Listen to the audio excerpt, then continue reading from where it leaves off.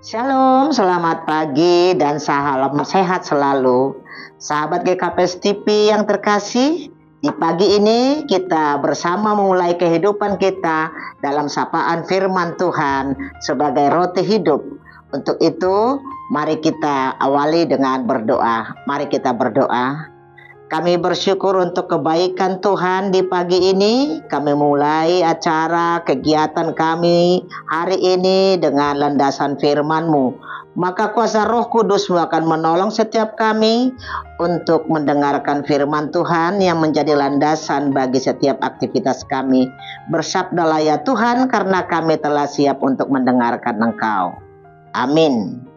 Sahabat GKPS TV yang terkasih, nats renungan bagi kita di pagi ini tertulis dalam Markus 1 ayatnya yang ke-13 dan yang ke-14. Demikian. Di padang gurun itu ia tinggal 40 hari lamanya. Dicobai oleh iblis, ia berada di sana di antara binatang-binatang liar dan malaikat-malaikat melayani dia. Sesudah Yohanes ditangkap, datanglah Yesus ke Galilea memberitakan Injil Allah. Nah, adapun tema renungan kita di pagi ini yaitu ia tinggal 40 hari lamanya dicobai oleh iblis. Sahabat GKPS TV yang terkasih, sebelum nats ini Yesus baru saja dibaptis oleh Yohanes Pembaptis. Lalu roh seperti burung merpati turun ke atasnya. Lalu terdengarlah suara dari sorga. Engkaulah anakku yang kukasihi, kepadamulah aku berkenan.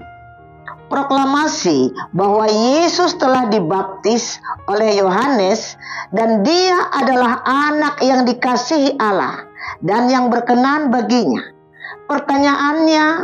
Pernyataan bagi dunia bahwa Yesuslah anak Allah yang menjadi Mesias, juru selamat bagi dunia ini. Yesus dibawa ke padang gurun dan ia tinggal 40 hari lamanya dan dia dicobai iblis.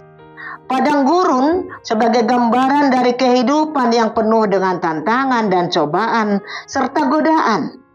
Pertanyaannya adalah, mengapa Yesus dicobai oleh iblis atau setan, Beelzebul, kepala para setan? Dalam bahasa Yunani dikatakan artinya Satan, lawan. Yesus anak Allah yang akan bertarung dengan dunia kegelapan atau iblis atau juga setan. Dan Yesus memenangkannya melalui kayu salib di Golgota. Proses Yesus berpuasa, haus dan lapar di padang gurun yang panas terik siang hari dan dingin di malam hari. Dan setan akan mencobai Yesus dalam kondisi seperti itu. Sahabat GKPS TV yang terkasih, setan mencobai Yesus dalam 3 keadaan yang terjadi. Yaitu yang pertama, iblis menawarkan makanan kepada Yesus yang sangat haus dan lapar. Bukankah setiap orang pasti tergiur jika ditawarkan apa yang sangat dibutuhkannya? Iblis berkata kepadanya, jika engkau anak Allah, perintahkanlah supaya batu-batu ini menjadi roti. Maka Yesus menjawab, ada tertulis manusia hidup bukan dari roti saja, tetapi dari setiap firman yang keluar dari mulut Allah. Makanan kebutuhan primer. Tapi Yesus menyatakan, firman itulah kehidupan dan itulah menjadi roti hidup bagi orang beriman. Tidak perlu terkecoh atas kelihayan iblis yang menggoda, menantang, karena memang Yesus adalah anak Allah. Maka otoritas segalanya ada baginya. Lalu iblis membawanya ke kota suci dan menempatkan dia di bubungan bait Allah. Lalu berkata kepadanya, jika engkau anak Allah, jatuhkanlah dirimu ke bawah. Sebab ada tertulis mengenai engkau, Ia akan memerintahkan malaikat-malaikatnya, dan mereka akan menatang engkau di atas tangannya, supaya kakimu jangan terantuk kepada batu. Maka Yesus juga berkata, ada pula tertulis, janganlah engkau mencobai Tuhan Allahmu. Tawaran ini menyinggung harga diri. Namun Yesus tegas, jangan kau cobai Tuhan. Iblis membawanya pula ke atas gunung yang sangat tinggi dan memperlihatkan kepadanya semua kerajaan dunia dengan kemegahannya. Dan berkata kepadanya, semua itu akan kuberikan kepadamu jika engkau sudut menyembah aku. Tawaran yang sangat menggiurkan atas kemegahan dan kuasa dunia.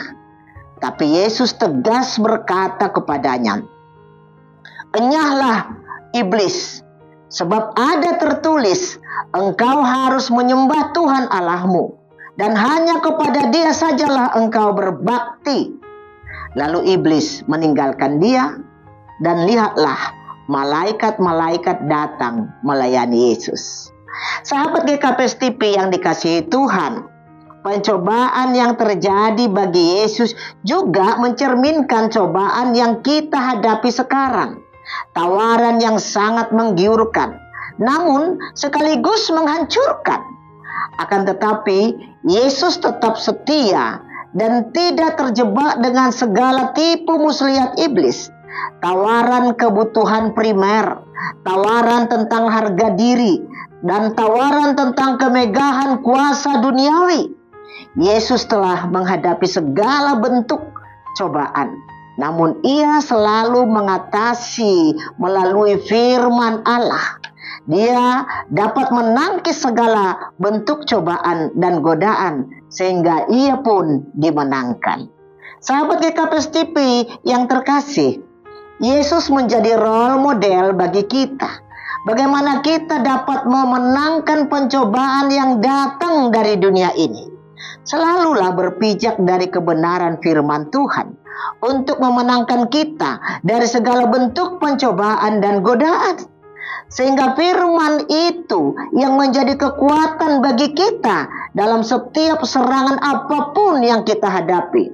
Kemudian kita tahu setelah Yesus menang atas pencobaan, Ia tergerak untuk memberitakan Injil, kabar baik kepada dunia ini, dan memilih pengikutnya sebagai pelayan pemberita Injil. Yesus mendengar bahwa Yohanes telah ditangkap, maka menyingkirlah Ia ke Galilea. Sejak waktu itulah Yesus memberitakan, bertobatlah sebab kerajaan surga sudah dekat. Nah, Yohanes yang membaptis Yesus ditangkap, dipenjarakan karena pemberitaan Injil, dan kepalanya dipenggal atas permintaan putri Herodias. Namun pemberitaan Injil tidak terhenti, walaupun banyak sekali cobaan. Yesus memilih para muridnya untuk menjadi penjala manusia, agar Injil tetap diberitakan sampai ke ujung bumi. Sahabat GKP TV yang dikasihi Tuhan, pencobaan dan godaan setan atau iblis masih terus mengaum di sekitar kita sampai saat ini. Dengan berbagai cara, dengan berbagai kesempatan, namun kita harus terjaga dan tak boleh lengah dalam segala kondisi apapun. Setiap saat dalam kondisi apapun, kita harus tetap waspada dan harus mampu menjadi pemenang dengan mengandalkan kebenaran firman Tuhan. Panah iblis selalu diarahkan dengan tepat dalam kondisi kita yang tepat. Namun iblis selalu menawarkan kenikmatan duniawi, kebutuhan primer, harga diri, kekuasaan, dan yang lainnya, yang pada umumnya menggiurkan untuk kita ikuti dan kita lakukan. Namun di sanalah jerat iblis akan menghancurkan dan mematikan kita. Maka saatnya kita harus menjadi orang yang bijak dan bajik untuk tetap hidup dalam landasan firman Tuhan yang benar. Sahabat GKP TV yang terkasih, saatnya hidup kita harus fokus menuju masa depan yang terberkati dengan hidup mengandalkan firman Tuhan dan setiap saat memakai perlengkapan rohani supaya tetap kuat di dalam Tuhan, di dalam kekuatan kuasa-Nya. Untuk itu, kita harus mengenakan seluruh perlengkapan senjata Allah supaya kamu dapat bertahan melawan tipu muslihat iblis. Karena perjuangan kita bukanlah melawan darah dan daging, tetapi melawan pemerintah-pemerintah, melawan penguasa-penguasa, melawan penghulu-penghulu dunia yang gelap ini, melawan roh-roh jahat di udara. Sebab itu, ambillah seluruh perlengkapan senjata Allah supaya kamu dapat mengandalkan perlawanan pada hari yang jahat itu dan tetap berdiri sesudah kamu menyelesaikan segala sesuatu. Jadi berdirilah tegap, berikat pinggangkan kebenaran, dan berbaju jirahkan keadilan. Kakimu berkasutkan kerelaan untuk memberitakan Injil damai sejahtera. Dalam segala keadaan, pergunakanlah perisai iman. Sebab dengan perisai itu kamu akan dapat memadamkan semua panah api dari si jahat. Dan terimalah ketopong keselamatan dan pedang roh, yaitu firman Allah. Sahabat GKPS TV yang terkasih, sekali lagi tetaplah waspada dalam pencobaan dan godaan yang selalu mengintai mangsanya. Namun bagi orang yang mengandalkan Tuhan, ia tetap setia dan menjadi pemenang. Sebenarnya musuh kita yang terbesar adalah diri kita sendiri, di mana ketidakmampuan kita untuk memanage hati kita, keinginan kita, dan tawaran kenikmatan dunia yang sering membutakan itu. Tapi jika kita telah mampu mengalahkan diri kita, dalam arti biarlah kehendak Tuhan yang menuntun kita, firman-Nya itu terang dan pelita bagi hidup kita, maka kehidupan kita akan disempurnakan di dalamnya. Jadilah pemenang di dalam Tuhan dan terpujilah Allah. Amin. Mari kita berdoa. Kami bersyukur untuk sapaan firman-Mu di pagi ini ya Tuhan. Biarlah kami juga dimenangkan atas segala cobaan dan godaan yang ada di dunia ini. Karena kami memiliki Allah yang menjadi kekuatan bagi kami di dalam firman-Mu. Kami hidup dan di dalam firman-Mu kami senantiasa terberkati. Dalam kasih-Mu kami berdoa. Amin.